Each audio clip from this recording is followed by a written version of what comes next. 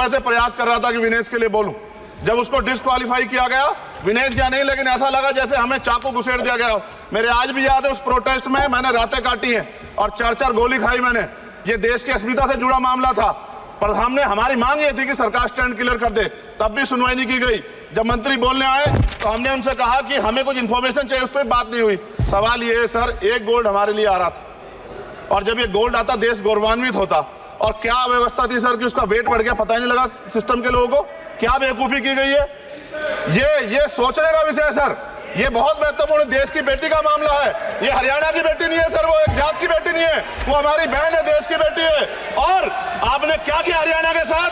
आपने हरियाणा का बजट कम किया, जबकि सबसे ज्यादा मेडल हरियाणा लेके आता है। ये गलत है सर, ये धोखा है।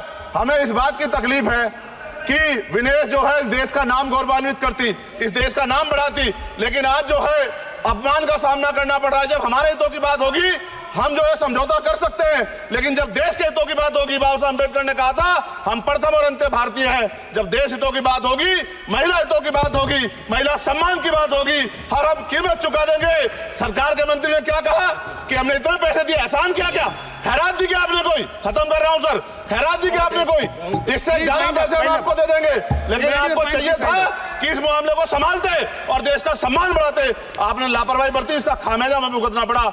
मैं आपसे आग्रह करूंगा कि जब वो बेटी देश लौटे सर, जब वो बेटी देश लौटे, रुक जाओ प्लीज वाइंड अप प्लीज। जब वो बेटी देश लौटे, मैं आपसे आग्रह करूंगा कि स्पीकर सर यहां बुला के उसका सम्मान करें। हम सब लोग, वो देश की बेटी है सर, देश के लिए गोल्डन गर्ल है वो, उसका सम्मान यहां किया जाए सर। हम चाहते हैं किसान मजदूर रात में थक के सो जाते हैं, सपने में देखते हैं कि जीवन बदल रहा है, गरीबी खत्म हो रही है। सुबह जब आंख खुलती है तो लगता है वापस झुका तू है। ऐसा ही इस बार का बजट गरीबों के लिए था। महोदय, मैं अपने क्षेत्र से शुरुआत करूंगा। मेरा क्षेत्र नगीना बाढ़ प्रभावित है, कोई चर्चा नहीं हुई। किसान आम आदमी परेशान है, कोई चर्चा नहीं हुई। गन्ना मिल समय पे पैसा नहीं देती है। गुलदार ने 30 लोगों की जान एक साल में ली है पिछले, कोई फर्क नहीं पड़ता अमीरों को। उद्योग धंधे लगाने कोई बात नहीं हुई। मेडिकल कॉलेज और एम्स के निर्माण की कोई बात नहीं हुई। ग्रामीण क्षेत्रों में खेलों को बढ़ावा देना, स्पोर्ट्स कॉलेज की कोई बात नहीं हुई। महोदय, देश में भूमि सुधार किया जाए, लाखों बीघा जमीन जो है भूमाफिया ने कब्जाई हुई है, भूमिहीन लोगों को भूमि दी जाए, बिजली के दाम में कटौती की जाए, गरीबों को कम दाम पे जो है बिजली उपलब्ध कराई जाए, ठेकेदारी प्रथा, संविदा, लेटर एंट्री खत्म की जाए, पक्की नौकरी दी जाए। निजीकरण की वजह से सरकारी नौकरियां लगभग खत्म हो गई हैं। मेरी मांग है, और मैंने निजी विधेयक भी पेश किया था, कि निजी क्षेत्रों में SC ST की OBC के लोगों को आरक्षण की व्यवस्था कराई जाए और पुरानी पेंशन बहाल की जाए। लोगों के पास एक तरफ सरकारी योजना चलाकर प्रधानमंत्री आवास योजना जो है उसके नाम पर मकान दिए जाने की बात होती है, वहीं दूसरी तरफ लखनऊ के अकबर नगर को तोड़ दिया जाता है। नवी मुंबई में के खार घर में What is his name? Patil. Patil is not Shankar. No, this is the caste. की जा This is caste man, Chandrasekhar. No, this Patil. Mic नहीं है सर, बंद कर रहे हो सर? This is independent. आ गया, धन्यवाद। हमारे लोग सर आर्थिक रूप से बड़े कमजोर हैं और 2 अप्रैल 2018 के मुकदमों के लिए कई बार सरकार से बात हुई, वापस नहीं हुई। उनको वापस करा जाए। भीमा को वकीलों को बहुत पैसे लगते हैं सर। भीमा कोरे गांव में 3000 लोगों पे मुकदमे हुए थे महाराष्ट्र में, वो वापस नहीं हुए। पुणे में दीक्षा भूमि जो हमारा गौरव है, उसका वहाँ पार्किंग बना के उसको अपमानित किया जा रहा है, इसको बंद कराया जाए। पेट्रोल पंप के जो डीलर्स मार्जिन है वो 2017 से नहीं बढ़ा सर, इसका असर ग्राहकों पे पड़ता है। इसका असर जो है पेट्रोल पंप के नेटवर्क सुचारू रूप से चलाने पे पड़ता है। डीजल मार्जिन की बढ़ोतरी ना होने से हजारों कर्मचारी, लाखों कर्मचारी जो वहाँ काम करते हैं उनके जीवन पर असर पड़ रहा है। सहारा का में 10 करोड़ जमाकर्ता का लाखों करोड़ों रुपए जमा है। कंपनी बंद हो जाने के कारण 10 लाख से ज्यादा एजेंट बेरोजगार हो रहे हैं, नौकरी कहीं है नहीं।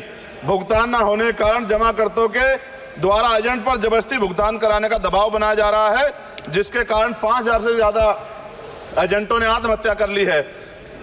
सभापति महोदय, उत्तर प्रदेश देश का सबसे बड़ा सूबा है, उसको इस बजट में कुछ नहीं मिला और बहुत सारे मेंबर, 80 के लगभग हम मेंबर जो है उत्तर प्रदेश जीत के आए, ना के बराबर मिला। यूपी में 25 करोड़ से ज्यादा आबादी है उत्तर प्रदेश के अंदर, 5 किलो राशन सरकार दे रही है, लेकिन जीवन जीने के लिए काफी नहीं है। और भी बुनियादी सुविधाओं की जरूरत पड़ती है। अगर इज्जत की जिंदगी चाहिए, उसके लिए सरकार के पास कोई उपाय नहीं है। यूपी जब एक बड़ा राज्य है, लेकिन यूपी में भाजपा सरकार की विकास गति बहुत धीमी है। हमारी सरकार से केंद्र की सरकार से मांग है, हमें यूपी की सरकार की चिंता नहीं है लेकिन यूपी की जनता की चिंता है। मैं मांग करता हूं कि यूपी को 4 भागों में विभाजित किया जाए। डॉक्टर बाबा साहब अम्बेडकर ने कहा था 1995 में, उनकी बुक है थॉट्स ऑफ लिंग्विस्टिक स्टेट, किताब में कहा था राज्य जितना छोटा होगा राज्य की प्रगति उतनी होगी, जनता को रोजगार मिलेगा और जनता का जीवन संपन्न होगा।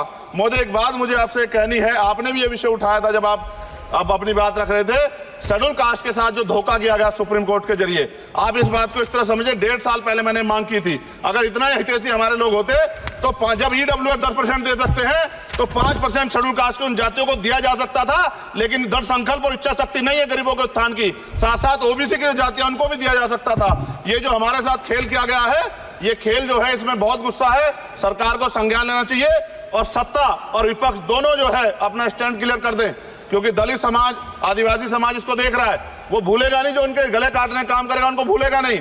बहुत बहुत धन्यवाद, आपने बात रखने का मौका दिया। महिला विरोधी चुप रहे, थैंक यू कोई महिला विरोधी नहीं बोलेगा बीच में।